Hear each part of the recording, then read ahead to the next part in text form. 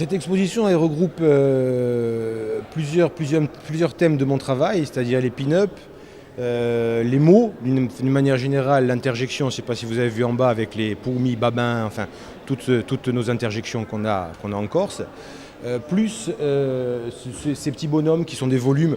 En fait, j'ai un travail qui est très éclectique, où je pars dans plein de directions différentes et j'ai essayé de regrouper dans cet endroit-là, qui est quand même assez colossal, un maximum de choses pour avoir le panel le plus intéressant de mon travail.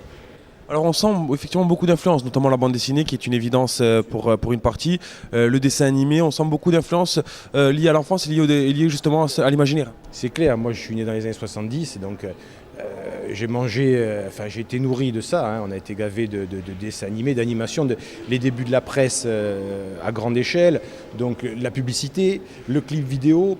Tout ça, on est d'une génération qui a besoin d'images chocs et qui se lisent très rapidement. On ne prend pas le temps de lire les images comme avant. Aujourd'hui, on en a tellement de choses avec Internet, avec tout ça, que voilà, on est dans un message qui est très clair, qui est, comme vous voyez là, un peu proche du dessin de presse. Vous voyez, dessin de presse qui est des choses, des croquis très simples, on en dit le maximum. Et aussi de la pop culture en général. Ouais, la pop culture, on est imprégné de ça d'une façon un peu inconsciente, de toute façon. Le pop, pour moi, le pop, c'est se servir des outils de son époque. Comme Warhol faisait de la photographie, de la sérigraphie, moi je me sers de l'infographie, de la découpe numérique, avec plein de matières différentes. Voilà, c'est ce pop en ce sens-là. Après, pour le côté acidulé des couleurs, pas pour celui-ci en l'occurrence, mais voilà, il y a ce côté aussi pop dans les couleurs. Mais moi, je trouve qu'on est pop avant tout dans l'état d'esprit, dans le fait qu'on utilise les techniques de son époque.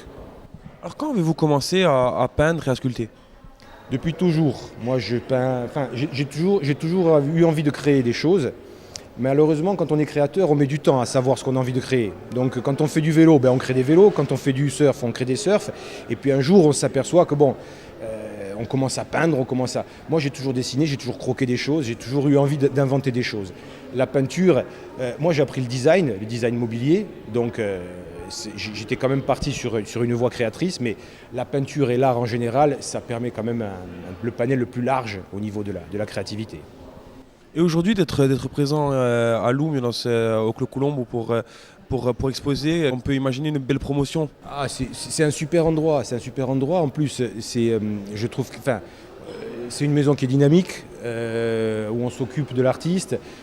Rien que l'endroit lui-même, il est basique, il est brut, mais ça se prête très bien pour mon travail.